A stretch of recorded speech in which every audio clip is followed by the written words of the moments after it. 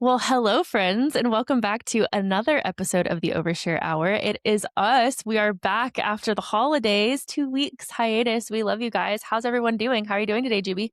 Goodness, I am doing good. I am kind of still getting caught up on everything because we got back from the cruise on Sunday, and we are Yeah. recording this Tuesday night. So, still like unpacking, getting everything done. And then, unfortunately, I don't know if I'm sick or have allergies, but if my voice sounds weird, that is why. So, that is how I am doing. But overall, I'm very happy to be back home and just settling back in. What about you? Yay. Good. I'm good. I started this new thing at work where the little boy that I nanny is going to school 2 days a week. And so he doesn't go full days, but he goes from 9 to 2. And so I do like a lot of other tasks now. So it was like a huge role shift. And now there's like a lot of like house manager type tasks. So it's an adjustment. It's just Yeah. going to be a little bit of like a figuring it out phase. And me also with my anxiety and people pleasing, I'm like, you know what? If I just get more organized, then I can figure out how to make it all happen as opposed to being like, this isn't realistic.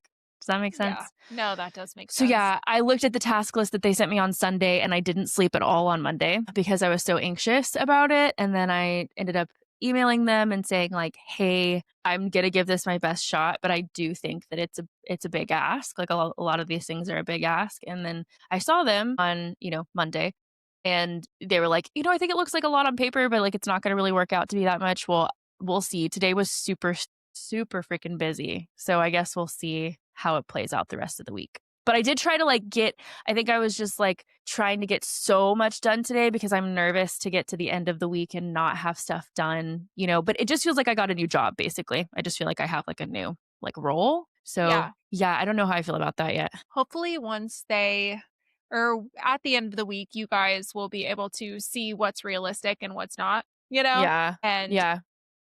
I was hoping maybe they just put a lot of stuff on the list so that you wouldn't run out of things to do. Cause I feel like I've been in job situations like that before where they'll just say a bunch of stuff that needs to be done eventually. That way you don't run out Yeah. of things. But it kind of sounds like maybe they do expect it to be done by the end of the week. Yeah. So Yeah, it's definitely like a weekly rotation of tasks. So I think that's why I'm a little bit, whoa. I don't yeah. know. I think it's also, I'm getting to my own, like the end of my own rope of just working for someone else in general. Like, not even to do with them and like what they're asking of me, and just totally my own feelings of life and just really wanting to move past, like working for someone else, anyone else. And I think that's kind of also adds to it because it's just one more of those things where I'm like, yeah, all of my day, like 10 hours, 11 hours of my day, every single day. Actually, with commute, it's like 12 hours a day goes to literally other people, Yeah. you know? So No, I I think I'm just definitely get getting to that. that place for sure. Yeah. But I'm okay. I'm okay other than that. It's okay if you're not. That's a Yeah. lot. That's a lot, Yeah. Kins. I just want, I It's want not your forever. things to be different. Yeah. But I mean, like if you guys are listening to this, I love you guys and I appreciate you guys. And they also know that I'm not looking to do this for the rest of my life, right? Like they know that I'm not looking to be a nanny the rest of my life or have this like be in this line of work the rest of my life. They definitely understand that. But it's also like, so where in the day am I supposed to work on those things? That's kind of how I feel when 12 hours of it are taken up by other things. And then I have kids. So yeah, it's a lot. But we can also talk about that at the end because it's New Year's, baby. It's a new Yes. year.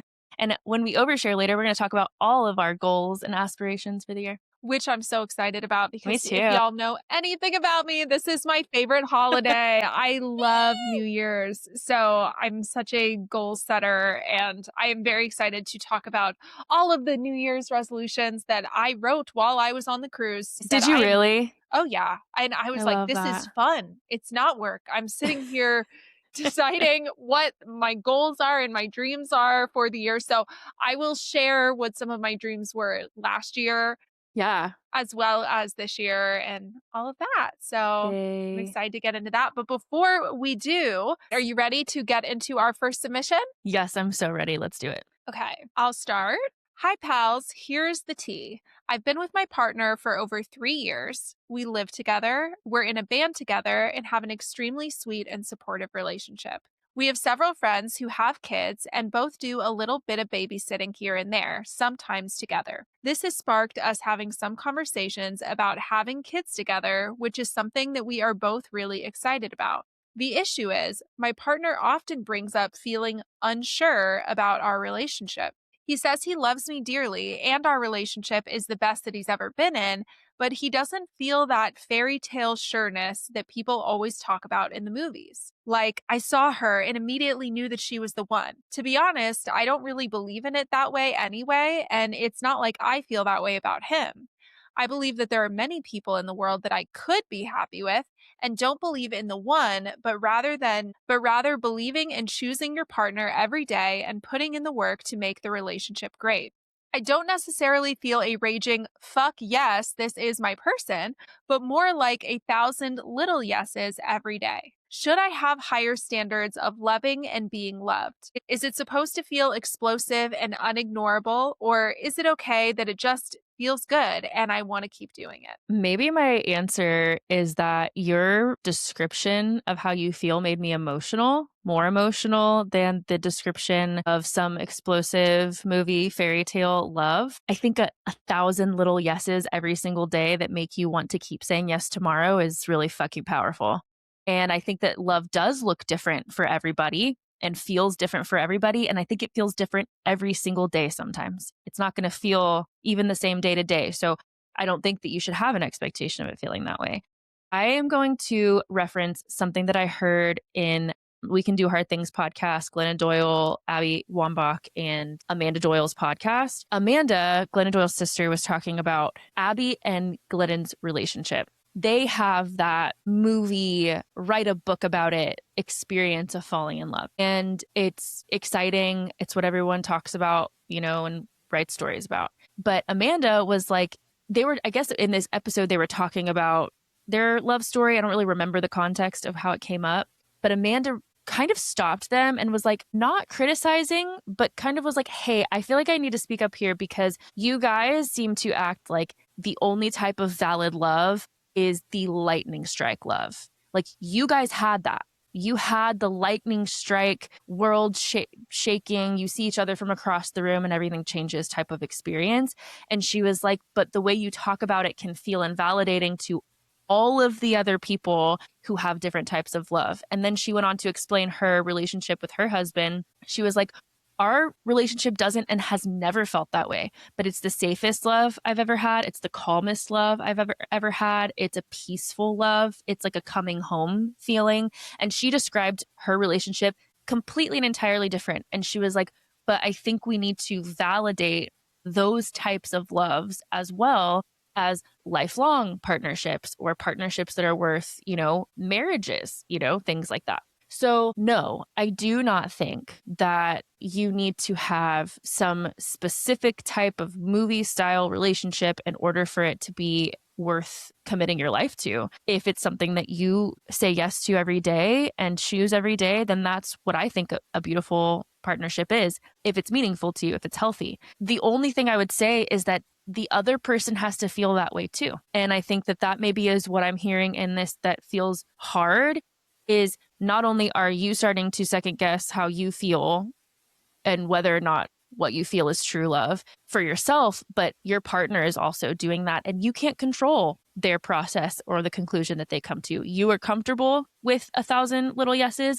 And he is saying right now that he feels like he needs a big fuck yes. And so I think that for you, and the advice I would give to you is that you are, I would say, 100% on track, that it doesn't need to look a specific way to be true love. And I don't know what he needs. I don't really have advice for that because I feel like that's a second part to it. I mean, we can't really control how he feels or the process that he takes with it. But for you, it's absolutely okay. And you don't need it to feel a certain way for it to be real. What do you think? No, I agree. I think that so often people think that it has to look like a certain thing, that being in love has to have that soulmate type of feeling that you get where you just 100% know. And you see them from across the room and all of that sort of thing, but there's nothing invalid about just having a relationship where you adore each other and you love your life together. You're in a band together.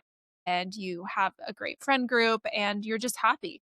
There's Yeah. absolutely nothing wrong with that. And it sounds like you're very much in love. Maybe not what he's describing of look across the room, because you even say yourself, I don't necessarily feel that way, but I just love him, you know? Yeah. So going back to, is it okay? I really like what you said, Ken's, because that's what I was going to say. And I wasn't sure if it was like good advice, but I'm glad you thought the same thing.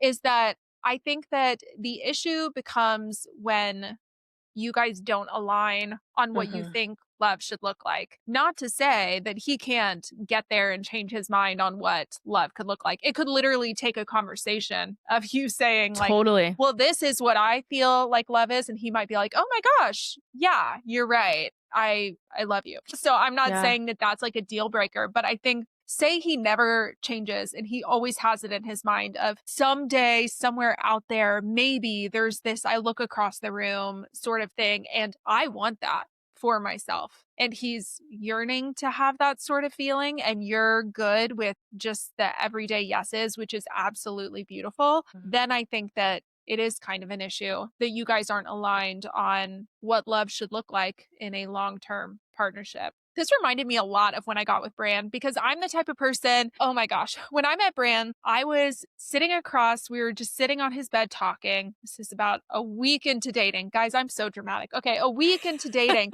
And I remember looking across the room and thinking, oh my gosh, he's my soulmate. He is my soulmate. And I, at this point, was not in love with him. I was Mhm. still very much getting to know him. And I was like, am I in love with him? And I was like, no, I'm not, but like something in me felt like this is your person forever and Mhm. you are going to end up with him. So I feel like I did have that moment of, oh my gosh, I know this. Like I know the end Mm. game of where this is going. And he was not there. Okay. Which I took that very personally. So reading the submission, I'm like, oh, this is like how I was with Bran because I felt it in me. And then eventually I did fall in love with him. After about like 3 months, I was pretty head over heels in love with him. And we literally had this very raw, and I don't share this because maybe a part of me is like, oh my gosh, this is so embarrassing. But I remember, but it's just honest, we were laying on the bed and I didn't say that I was in love with him, but we both knew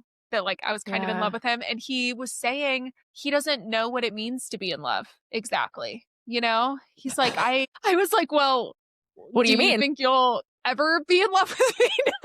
you know? And he said, I mean, I think so. Like, I just don't really know what I think love means exactly. And, mind you, like a week later, he said he was in love with me. And then now he's like, oh, Aw. yeah, 100%. I just hadn't for him, love was built on kind of what you're saying of like the everyday yeses. For Yeah. him, it was like, I need history of trust and Mhm. knowing that we're on the same path. I want to know that we're completely aligned on everything and we have all the time in the world. Like, what's the rush? And I'm like, what do you mean? Yeah. And I think that, yeah, people just have different perspectives on what Mhm. love looks like in different timelines of when it gets there. And for you guys are already in love, but I do think Yeah. that maybe just having that conversation of how you view love, it sounds like maybe you've had it before, but I would have it again and just have a conversation on this is what it means to me. And I love our life together. And I don't necessarily think it needs to feel like this, but if he genuinely is like, I cannot live without that type of love that I have in my mind, then that is when I would think that you do deserve a partner who views love the same way as you.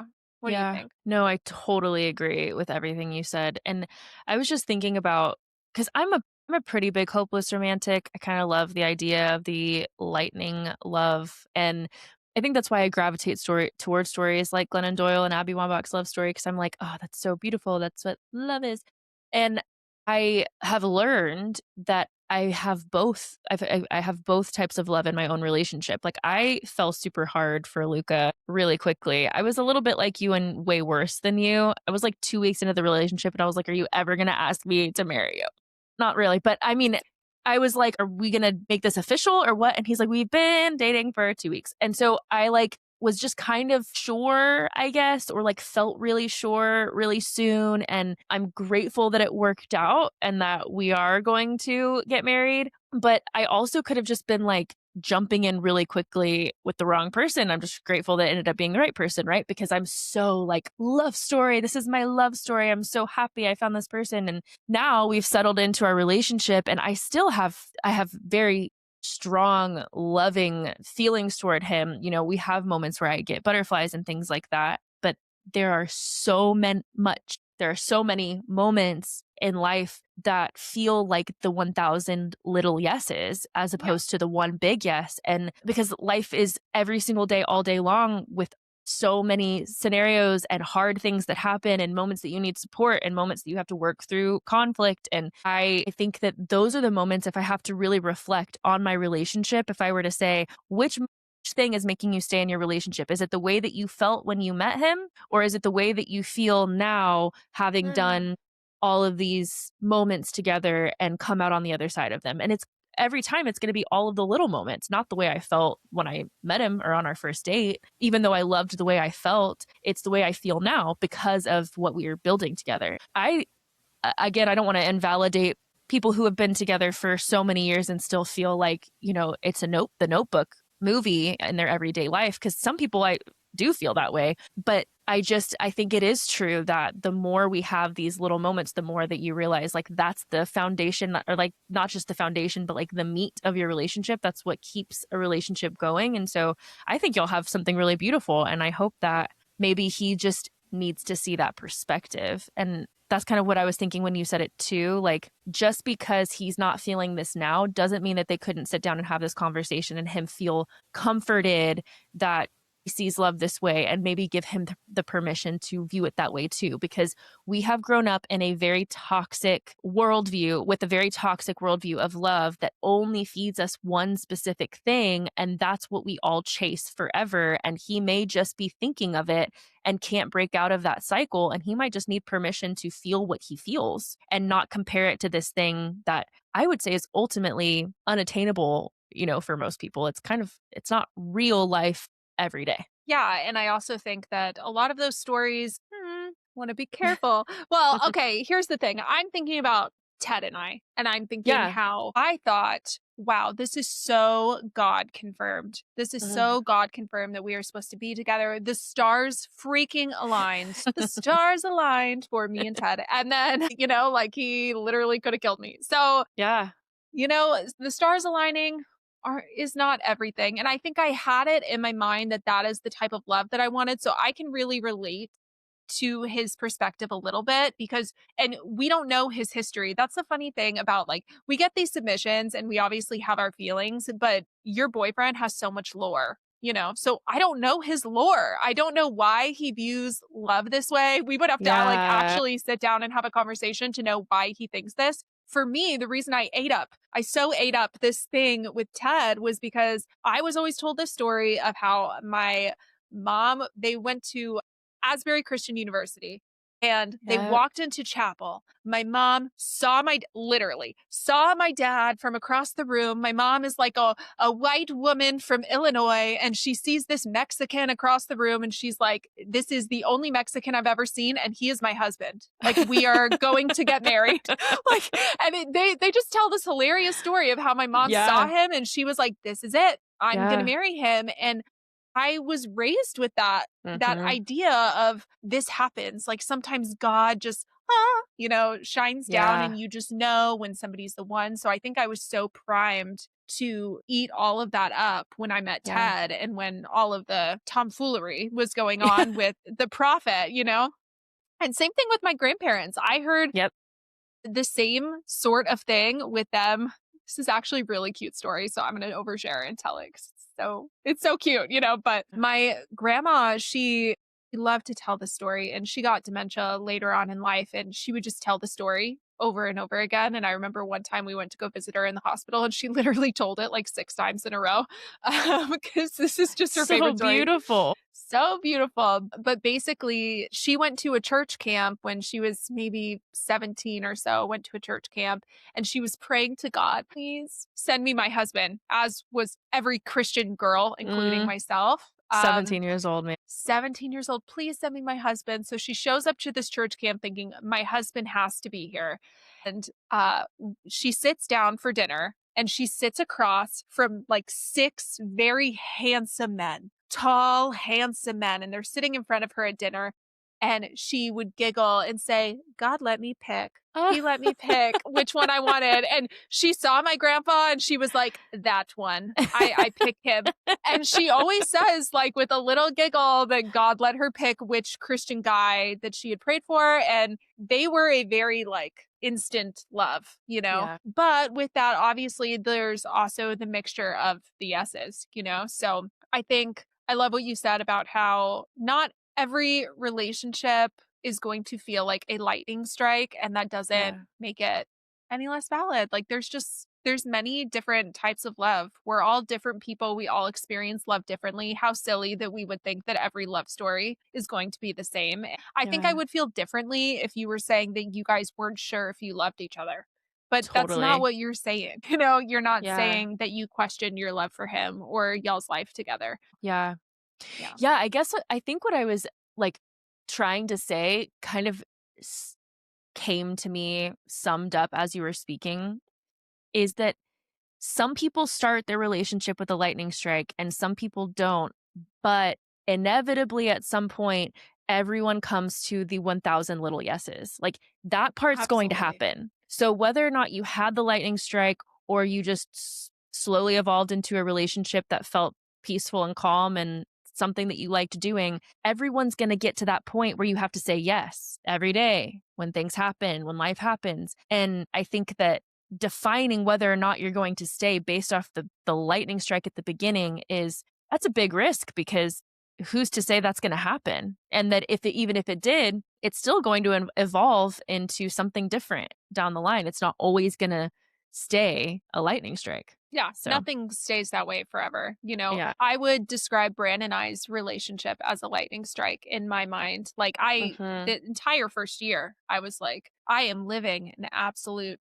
fairy tale. And I still feel Yeah. that way often, but that doesn't like I very much do still feel that way. Like I Yeah. cry and tell Bran like, "Oh my god, you're my soulmate. I'm so obsessed with you." But Yeah. like, do we disagree? Do you Hmm. learn how to do conflict resolution? Do you have to have lots of yeses in the middle of a long-term relationships? Absolutely. Like that's the only Yeah. way relationships stay together. Like nobody is out Yeah. there having a 100% we agree on every single thing and there's never any compromise. I mean, that's Yeah. not how life or love works. Yeah. The last thing I'll say is that if you do have this relationship or if you do have this conversation together and you feel in your gut like he is unsettled or he is honest with you, because it sounds like I keep saying he. Do we even know? They Yeah, are still on. it's a guy. Okay. He is honest with you. He tells you how he feels. He's unsure. That's kind of cool. It's cool that you guys have like that open, honest connection. That alone is really rare. So like congratulations that you feel that comfortable with each other to share that openly. But if he does feel unsettled or it's something that he cannot get past, I would just say you should not settle for someone who is unsure because, like Yeah. you said, you do believe that there are other people that you could be happy with. And so if he doesn't come all the way around to being like, you know what, hell yeah, I want this, then you deserve to be with someone who does not feel like they're settling because you will find someone who you can partner with who's going to feel the way that you feel. So I just had to put that out there that Yeah. if you have this conversation and they are not certain, then you deserve someone who is certain, regardless of what that feels like or what they believe about love. Absolutely. I Yeah. agree. Okay. Are we ready to move on? Yes. Ready for the next one? Okay. This one says, I have a strained relationship with my mother in law, but I do care about my teenage sister in law. I am in my mid 20s. Mother in law clearly has an unhealthy relationship with food, moralizes her choices, talks negatively about her body, tells everyone about her diets, and seeks validation. Recently, I've been concerned about all of this having a negative effect on my sister in law. She's making similar comments and tracking food. Since she's a minor, do I talk to my mother in law? Can I do that without attacking? Stay out of it? What do you think? Okay.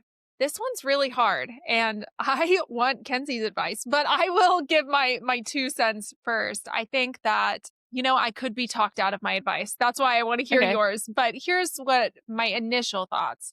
is that what I would try to do if I were you is to always talk positively about your own body and always talk positively about other people's bodies and try to aim for body neutrality.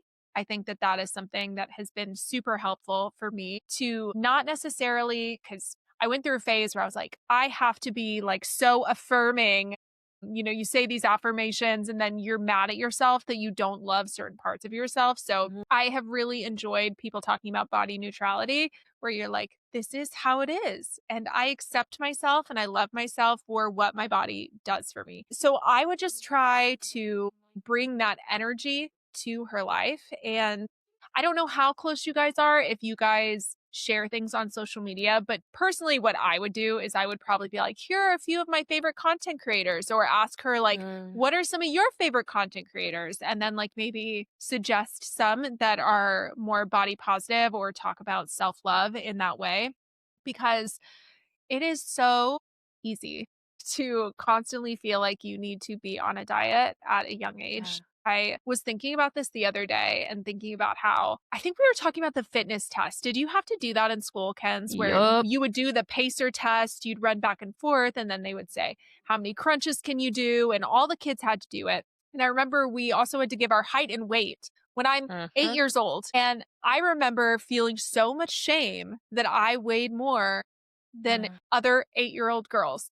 yeah. And the fact that that was something on my mind at such a young age, it really hurts my heart now that that was already in my mind at the time. So the fact that your sister-in-law is picking up on these things from your mother-in-law is unsurprising, Yeah. because I do really think that we are like sponges when we're growing up. We normalize whatever we see around us. So for me, I saw a lot of people in my life be on Weight Watchers. It was Mhm. being talked about constantly.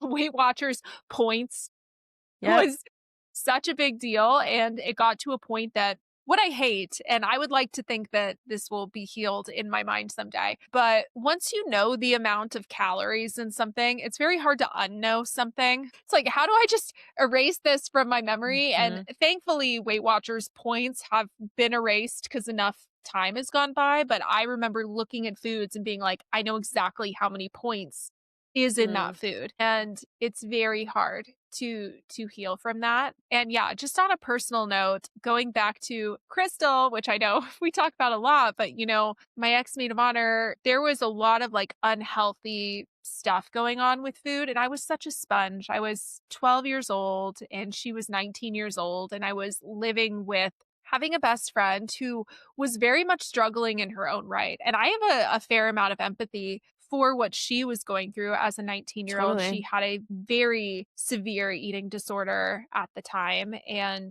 I would go over to the house and I would see, back in the early 2000s when people, and unfortunately it's coming back around, like eating disorders were very glamorized during that Yeah. time. And you would see these pictures of women who are unnaturally thin just taped to her mirror, and I would go to the bathroom and here are just these pictures that, and I'm not talking just thin, I'm talking scary thin pictures all over, and this Mhm. was Tumblr days, and Yeah. that was very hard for me. And also I think I show Brand these clips sometimes from America's Next Top Model. Have you seen them come up where No. I'm like, "Oh, I was raised on that." I loved America's Next Top Model, and you would see these girls who were absolutely beautiful being told, "You don't look so good in this picture. You're never gonna make it if you don't lose Mhm. weight." And it's like, "Lose weight where? I don't Yeah. understand." 5 more pounds. 5 more Yeah. pounds. And that's what I was taking in at the time. And then also, like I said, my best friend Crystal was going through her own struggles. And I don't necessarily think she was trying to project that onto me, but Crystal Mhm. was a lot thinner than me because this is just our genes. Like a lot of people in my family went through like a little bit of a chunky phase when we were Mhm. preteens and stuff. So here I am, like just a preteen with a normal, growing, healthy body, bigger than Crystal. And Crystal would say, "Oh, I'm so fat. Oh, I Yeah. look like a cow." And I would just look at her and think, if that's what you are, then what am I? Yeah. Exactly. If you think that about yourself. And obviously, she had a lot of stuff that she ended up working through in therapy, Mhm. but it can be very hard when that is all you're hearing. All you're hearing is diet culture, Weight Watchers, America's Next Top Model, and feeling like that is what you need to strive for. So, going back to your situation, I would just try to put in any other perspective and show the other side of it. It kind of reminds me of deconstruction. It's like deconstructing. Once you've Totally. deconstructed like diet culture, when you're in high control religion, you feel like this is the only way to see it. But sometimes when you, like we said, in high control religion, they tell you anybody who is agnostic or an atheist or isn't our brand of Christian, they're so unhappy. And that is kind of how diet culture can feel, is that this is the only way to be happy, is to be as small as possible, to shrink yourself as much as possible. So I think you being a healthy presence in her life, showing her that this is not the only way to see things, opening her up to new ideas. You could even share TED Talks that have helped you. Maybe there's a better way to do it that's not so pointed. Maybe start sharing other inspirational things too. That way it's not just like, hi, I am trying to reach Yeah. you, you know? As far as talking to your mother-in-law about it, that's where I'm torn. I don't know because I don't know how I feel about it. What do you think, Kens? So I honestly was going to say exactly what you were saying. I would say, so from the perspective of reaching your sister in law, it is so hard to try to shift the mindset of a young person who's still growing up in a world that prioritizes physical aesthetic, how a body looks over everything else. Reaching her at all is a challenge because she goes to school, right? Like she has friends and she lives in the world and there's social media. Now add in the fact that her mom hasn't broken this cycle within herself and is encouraging that in her young daughter. It's going to be extremely hard. And I think probably not something you should take on as your responsibility to try to fix that or break that cycle for her. I say this because I have this experience in my own family. My eating disorder came from growing up with this type of like with the women in both sides of my family, my mom's side and my dad's side, struggling with their weight and being so self-conscious of themselves that that's where my eating disorder is rooted. And so I watch now as my relationship with my body has changed. I still really struggle with this. So you're getting from me like the side of advice that like is more healed than I was in high school and in college, but not where I would like to be when it comes to like my relationship with my body. But my cousins and my aunt, like all they talk about like to this day when we get together is like what their bodies look like. And I my the way that I have decided to have a relationship or like exist in that world is by refusing to have the conversation entirely. Like I go completely like my boundary is that if conversations about bodies begin and how they look and comparing them begin, I do not engage at all. I don't engage at all.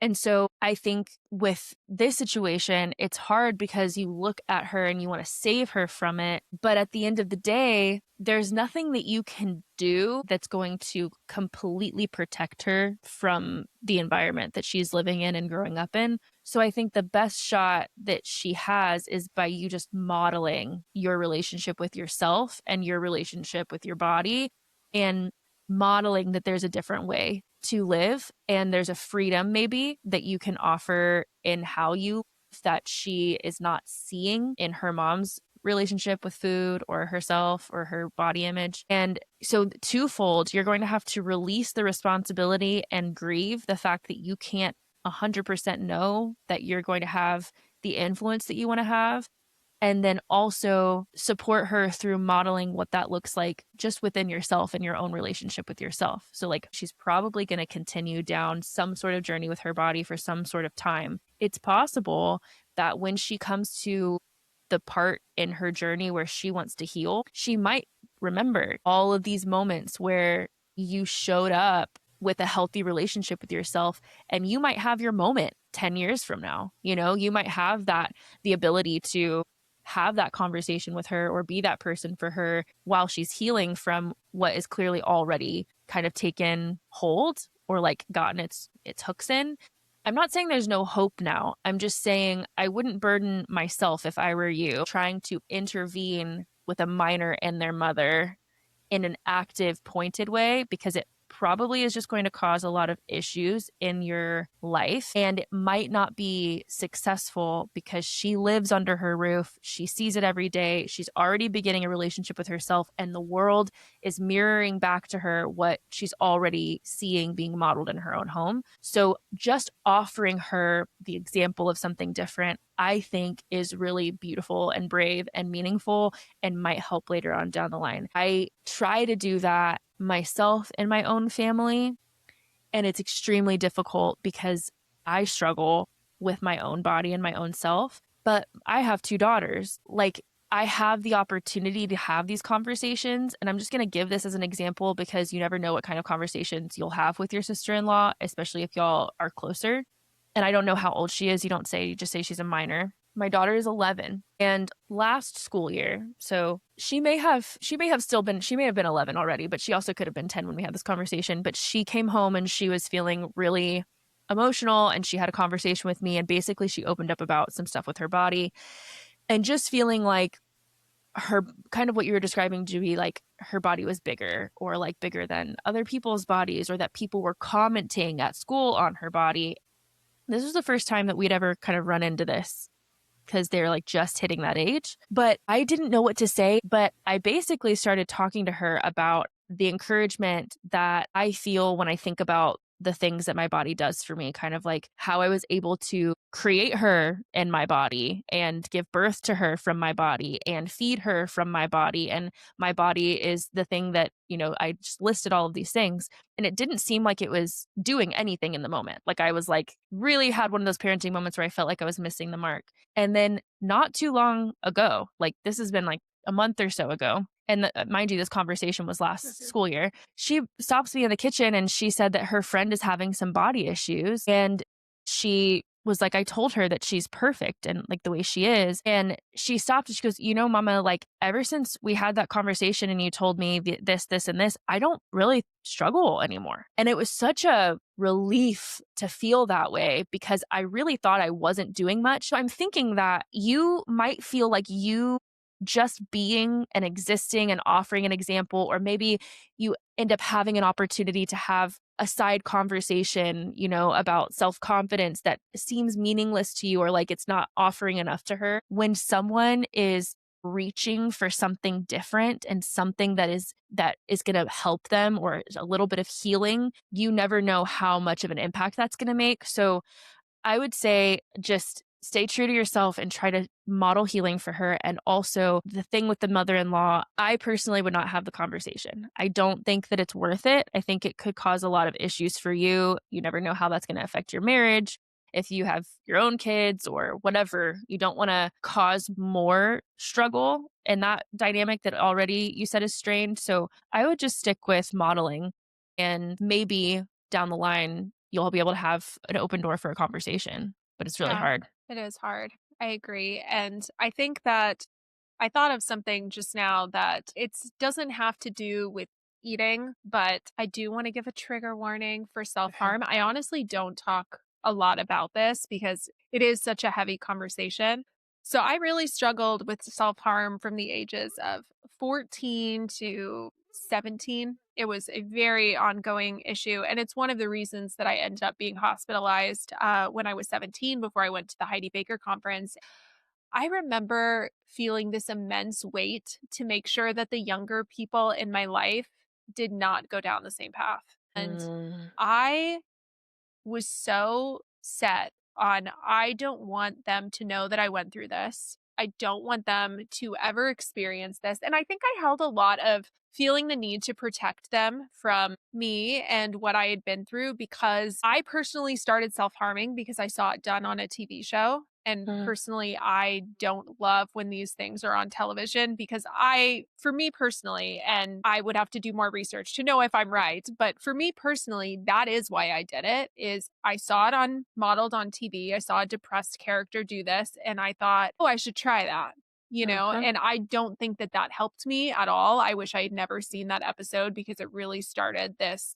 addiction that I had for years. And I had this immense amount of guilt to make sure that these younger people in my life who I wanted to protect never went down the path that I did, never suffered the way that I did. And it sounds like that's kind of how you feel about your sister in law. You want to make Totally. sure she doesn't go through this. And as hard as it is to say, I really agree with what you said, Ken's, is that you can't fully protect her from this because we just simply do not have that much power. Just like you said, she's going to school, she's on the internet, probably. She sees this in the media. And for me, I thought, well, I'm just going to protect the younger people in my life from this. And hopefully, they are never going to have any trauma.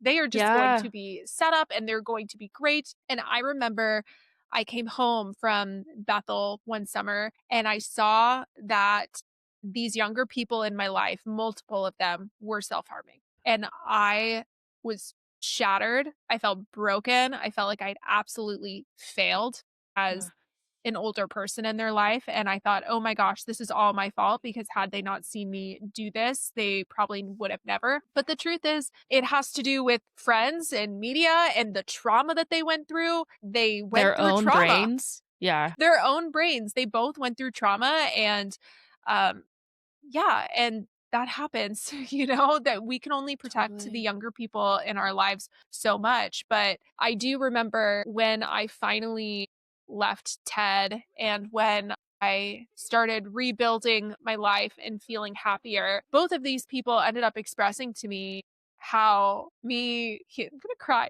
Me healing meant so much to them because Yeah. it showed them that you can heal and that they could leave behind these self harm addictions. Not saying it's that easy, you know what I mean? But that healing Totally. is possible. And I didn't get to see them be encouraged by me at all for years and years and years, And for so many years, I felt like I'd absolutely failed and I had started them on this path and it was all my fault. But like you were saying, there's just trauma in the world and we are all doing our best. But unfortunately, we cannot always shield people from everything. But what we can do is model how to get yourself out of it or how to, yeah, just heal in a healthy way or view your body in a healthy way, body neutrality. That is what we can do and hope that the seeds that we plant are going to make a difference later on. Percent. Yeah. The reason I feel that way is because I've had so many moments in parenting where I've had to I was just talking about this the other day where I'm like, I am not going to be able to control every experience they ever have, good or bad. Yeah. And it's about my preparedness to like release them enough to let them have their own experience in life and heal myself enough to be able to be someone that they can come to and hopefully witness healing from my own shit that Right. I am still healing from since I was a kid. So it's really hard. But yeah, you're amazing and beautiful. And we know what it feels like to want to save people from their own experiences. But I think you're probably doing more already than you think that you are. Yeah. Are you ready for the last one? Yes. Uh, Hi, Overshare Hour. I feel like I am borderline addicted to my phone, and I don't even know when it happened. I don't scroll just when I'm bored. I scroll when I'm anxious, lonely, or trying to avoid something in my real life. And I don't know how to sit with the uncomfortable feelings without immediately distracting myself. It feels like my phone has slowly become my coping mechanism, and I'm not sure how to break that habit without feeling overwhelmed. How do you start building a life that feels fuller when your instinct is always to reach for your phone? This is so good because same man, I go through cycles of this for sure. The more I realize like I'm looking to my phone just to numb out, the more I realize I'm actually overwhelmed in my own life and have to like work through stuff or release stuff. And it's really hard. It's really hard to choose to sit with something over avoiding something. It's just for me, it's just an avoidant tactic, coping mechanism of being able to just immediately snap out of my own reality and into a different reality. And I would say you're not alone. And so many of us deal with this regularly, probably. So here's what I'm going to say because you did say that your biggest fear is, or what you're afraid of is that you will become, your biggest fear is that you'll become overwhelmed by having to sit with your reality or your feelings. So The first thing to get rid of is shame around using your phone as a coping mechanism. Normalize it, humanize it. We live in a world where our phones are literally at our fingertips. Like, this is the hand that we've been dealt, and we have to learn how to move through it. Get rid of shame immediately. What I would do is I wouldn't say, that's it. Tomorrow, I'm not going to be on my phone at all. I'm going to throw it away and not look at it all day long. I would not do that to myself, because that's how you're going. I think how you're going to get overwhelmed is by these grandiose choices of all or nothing behavior, or saying, you know what, that's it. I'm done with social media. I'm deleting the apps off my phone forever. That rarely works for me. So what I do instead is I say, okay, I've noticed a pattern. My phone is my crutch. There's something that I need that I'm not looking at, or something that's overwhelming me. So I either, one, work it into my day. So I say, today I'm going to go on a 20-minute walk. Not like, instead of looking at my phone all day, I'm going to walk. It's just, I'm going to add in this thing. Or another thing, coping mechanism that I love to use is ASMR. People hate it. I love it, because it's still, this is how my brain, I think, uses honestly, like, bridges the gap between my addiction to scrolling or social media or information, is that I still have to go to YouTube to look up my ASMR video that I'm going to watch, and then I listen to it. And so my brain is still doing the thing on my phone, and it bridges that gap where I'm picking up my phone, but I work this into my day. So whether it's at night before I'm going to bed, or if I take a 10-minute break at work, I listen to Lune Innate, Lune, Innate on YouTube, and she soothes my soul, and she does like energy work. She's like an energy work practitioner, and she also does ASMR. And that really helps me. ASMR, especially with energy work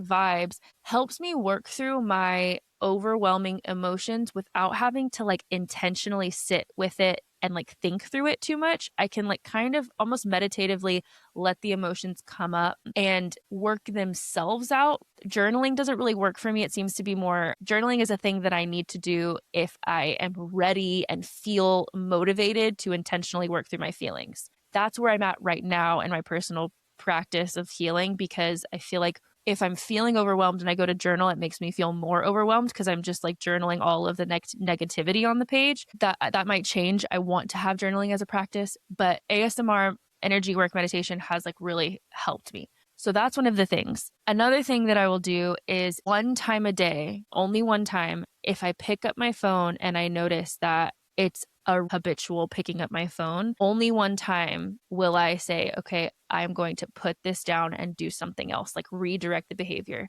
Not every time, because that becomes punishment. It was the same way when I was addicted to vaping. Okay, so I'll use this as an example, because it's another addiction and a way to escape your emotions. So I had an addiction to vaping nicotine, and I relapsed one time in my addiction, and this practice has worked for me both times. And it was not to cold turkey, I'm never vaping again. I literally, every time I would hit the vape, I would say, I do not need this. I would say, this is not something that I need. I'm doing it, but I don't need this to survive. Or I don't remember what the mantra was exactly, but I had a mantra that I would say every time, where I would recognize like that I was doing it from a place of need, and that I was using the as a coping mechanism. And I give myself grace to cope. I give myself grace to do this. And every single time I would say it, it was like my brain started to rewire itself to no longer need that thing. And I can honestly say that I made a choice. Okay, I'm addicted to vaping. I relapsed. I'm addicted again. I know I need to stop, but I don't want to make myself do that in a certain period of time. So I'm going to start rewiring my brain. And every time I would hit the vape, I would tell myself the mantra. And eventually I just didn't need it anymore. Like, I just stopped going to it. I stopped, the feeling, the anxiety would arise, and I wouldn't have the urge to go, and my body would be able to sit with myself. And so I think that the biggest thing is breaking shame around our addictions and letting ourselves have a longer timeline to like move on from them, and slowly implementing things like once a day, instead of these black and white all or nothing scenarios. That's what I would say. I agree. I think it's so relatable to feel addicted to your phone. I struggle with this a lot because Mhm. not necessarily it's hard. Not necessarily feeling like addicted to my phone, but realizing how much time I spend on my phone. And I have had a lot of struggle because my livelihood depends on being on my phone. So Totally. there's literally not much I can do about it. Like, I will get a headache because my eyes are tired of staring at a screen, but sorry, I have to edit videos, you know? Yeah. And especially, like, when you're a content creator, I do have to scroll TikTok to know what the trends are. I have to know Mhm. what the trending sounds are. I have to brainstorm and get ideas for content, so there's only so much I can do to not be on my phone. Like, I have to be on my phone. So I guess my advice would be a few different tricks. So I know that you're saying like you use it as a coping mechanism to avoid the hard things in life. So I have a few things that I think try them and see if you like any of them. You might hate all of them. And it's actually like the opposite of what you said, Kens, because I could see it going that way too. You were saying like journaling like sucks for you sometimes when you like really don't want to get into the nitty gritty. You could try to do like the artist way, Yeah. that book, The Artist Way. So one thing she does, I think it's morning pages. And in Yes. the book, she talks about how in the morning you sit down and you write 3 pages and it can be anything. It can be your grocery list. It can just be you sharing a memory or anything you're feeling that day. And you can write, I don't know what to write. I think Mhm. that that might just be a good way to have an outlet to get some of these emotions out because if they're just bundled up inside, it might feel like I'm like actively avoiding these things. And for me, I have this thing where I will get random aches and pains if I don't deal with my emotions, which is awesome. So, I feel like Woo! that's Love it. love it to try to address that. So that's one option. It might make it worse, might make it better. Might as well try. You could also use a brick. I've heard about this. There's also apps where you can make it to where you can only use your phone a certain amount and then it locks you out of certain apps. That way, at least it breaks the habit cycle of picking it up because you pick it up and you physically can't get into TikTok. Now, could you go and disable it? Yes, but at least it's an extra step. And I know that there's this, at least new to me, thing that I've been hearing about brick, where it's like it's a thing in your house or you put it somewhere and you have to tap your phone to it to make your phone unlock. I think that's what No it is. way. Yeah, it's supposed to help you stop the mindless picking up. So that way there's like an extra step to get to your phone. I think you might block it out for certain hours. I'm not entirely sure, but I have heard people talk about it. So that might be a Cool. good idea. For me, and this is kind of random advice, I would try to get into audiobooks or Mm, reading because if so you're good. wanting an escape, if you're feeling like life is heavy and it's easier just to numb out on social media, I suggest a healthier slash funner form of numbing out reading. For Totally. I think that there are healthier ways to cope with these things. Personally, I love to put on audiobooks and do my chores and Mhm. do folding laundry, all of that sort of stuff while I listen to books. I've read or listened to 3 books in the last 6 days. I'm like binging the Housemaid I series, love it. which is fun, but it's escapism, and it makes me not want to scroll my phone because I want to know what's going to happen. So, also, last piece of advice, one of the books I just read was Atomic Habits. I've read it so many times. I'm obsessed with that book. But in it, one thing that he suggests is to have certain devices for certain things. So he said that one thing that has helped him in productivity and not being so like attached to his phone is that he only allows himself to go on social media on his iPad. So Interesting. yeah, it's like this barrier of like, my phone is for this. And if I'm going to go do this, I go to my iPad. That way it's not so easy to just pick up your phone all the time. And this is actually the next thing I'm going to say is kind of extreme, but the author is Mr. Productivity, right? So he is an assistant and he has his assistant change all of his social media passwords every single Monday. And he doesn't know the password to it. And she gives it to him on Friday. No So way. he literally only has the weekend to be on social media, and he does not have access to any of his accounts on the other days. So I think that's fun, so Yeah. I mean, if you don't work kind of on fresh. social yeah, if you don't work on social media, like, that's a great way to do it. Yeah. Yeah. So I think that those are just a few tips and tricks, but I think that we can all relate to being a little dependent on our phones for sure. Yup. You're not alone. Okay, so speaking of things like this, I think Yes. it's a perfect segue to get into our overshare where we're going to talk about our goals, addictions that Yeah. we want to break, habits that we want to create, all of the things for the new year. You go first, Oh my Miss New goodness. Year Okay. Queen.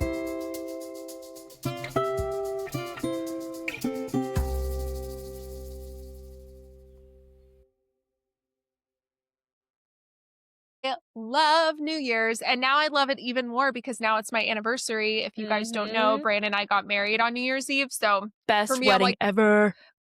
thank you. I'm like, It was. this is the best holiday of my life. So yeah, I on the cruise made it a point to go and do all of my goal setting. So honestly, it might not be relatable or fun. A lot of it had to do with content creation. So I am a list girly. So I wrote down all the different things that I'm tracking. So my Healedish subscribers, Overshare subscribers, the total amount of streams from both podcasts, my TikTok, my Instagram, the Instagram and TikToks for both podcasts. And I wrote down what my goal should be for the entire year. So I Hmm. have goals in mind for everything. And it's exciting just to see it on a piece of paper and to get excited.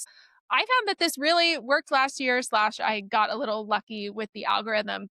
Last year, my goal was to hit, I think, what was it? To hit 150,000 on TikTok, and I hit 250 something on TikTok. Like, that was so fun to see that, oh my gosh, I like way exceeded my goal. Hmm. And I think my end of year goal for Instagram last year was 80,000. And I finished the year with, I think, 137,000. Wow. So that was exciting, and Yay. it's just fun to set goals Yeah. and have something in mind. So all of that, I set a 52 book reading goal. My goal is to read slash listen to 52 books, which I know I can do because I listen to so many podcasts. Yes, you And can. yeah, so I'm like, yeah, I'm 6 days in and now I'm about to finish my third book. So I know it's possible. I have the time. I just Yeah. have gotten in a podcast, not rut, but I want to be more productive with my time. I Hmm. listen to a lot of true crime, which is honestly not the best. And I would rather listen to self help books and things that Hmm. really feed my soul, read deconstruction books because people are always asking me for recommendations. And low key, I've only read like four. So some of it's like research for work, I feel like, in a way, Totally. that way I can just learn more and become more educated in the deconstruction space. But yeah, I think some of my other goals, I'm going to put them out in the universe for the year. Okay, we'll see. Yes. I would Manifest. manifest. I would love, love, love to have David Archuleta on Healedish. That's like Oh my my goal. I'm gosh. like, I would love that. Who knows? Who knows if it'll happen? Are you kidding me? That would be amazing. That would be amazing. And I had Maddie Zom on, and I know that they're Uh-huh. friends. So I low key shot my shot and I DM'd him. Who knows if he'll see it, but I'm going to try. I'm really going to try. He has a book coming out in February. So I have found it's easier to get people on your podcast if you reach out to them when they're trying to like promote something. Yes. Totally. So I'm like, hey, want to promote your book on Healedish? That would Yes. be awesome. So I think my all-time dream for Healedish, the person I would want to have on, is Glennon Doyle. So I'm not Oh my necessarily saying God. that's my goal for this year, but definitely a goal. I also want to have the author of Dinner for Vampires on. She's an actress from One Tree Hill, Okay. Bethany. That is a big one that I would like to have on. Alyssa, y'all don't roast me. I think her last name's Greenfield. I don't know. Greenfall? I don't know exactly what it is. I can picture it in my head, but she makes a lot of Mormon content, ex-Mormon content. I Cool. really, really want to have her on. I love all of her videos. Yeah, I'm making my dream list of Healedish guests. And last year, I mean, Maddie Zom was on there, and somehow that worked out. I'm like, shoot for the stars, and we'll see what Yes. happens. So I think those are a lot of my goals. What are you thinking for this year, kids? Yeah. So I last year on my vision board, I put that I was going to be wanting to and focusing on reintroducing theater into my life and acting a lot more, specifically like professional theater in San Antonio. And it didn't happen because it just didn't. Like I didn't do anything. Like I did one play reading last year. Well, Which was I was amazing though. yeah, it was. But it's crazy because I was talking to Luca about this and I was like, you know what? I was manifesting that so hard last year. And I, guys, I have like 5 plays lined up for this year. What? Yeah, like it all happened like Kenzie. 2 weeks ago. Oh Yeah. my God, So Kenzie. I know. So this production company, they have this really cool, it's called the Surround Project. And basically, their goal is to do meaningful plays that can invite like conversation and other theatrical creative elements to bridge the gap between the arts and like everyday people who like don't ever go to theater and don't care about theater um to kind of like get away from like the theater kid vibe of theater in the city and Mhm. make it relatable to the everyday person and something that they're interested in and that can provide community and healing over certain subjects. Like a lot of them are like dark intense subjects, can reach different types of communities with art for the purpose of fun, but a lot of times for the purpose of healing, which is like kind of up my alley. My life goal is to be able to use a lot of them, by the way. One of them is to be able to use acting as a form of healing work to work with people to heal trauma through monologuing and writing monologues and things like that. So, this project is amazing and I have been added to their roster. So, we have like a roster of actors, like all of the people who will be doing the plays with them. So, that person, not only will I be doing those readings and those plays, but that person who started that production company is directing a play at the biggest professional theater here in San Antonio. And so I'm having an opportunity to audition for the lead in that, which is going to be really cool because it's not easy to get the door open for roles at that theater because it is such a tight knit community. And so I have my first opportunity since forever to be able, like, I'm 32, to be able to do that. All of these roles are like paid opportunities and it's like professional theater. So it's like real work, which is kind of incredible.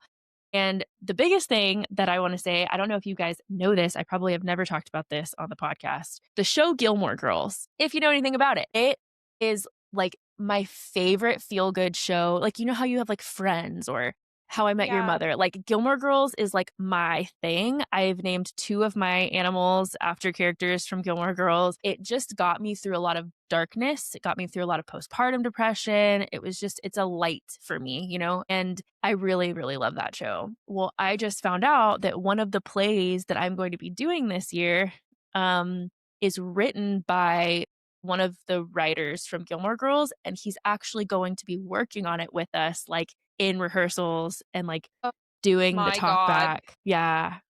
My God, So Kenzie. that's kind of amazing. That's And amazing. I didn't even know I was gonna be doing it. Like, I learned about this, that our production company was gonna be working with him, and I texted the director and because she and I have been speaking, and I was like, "I don't think I have ever told you this, but this show, like, has meant so much to me in my life.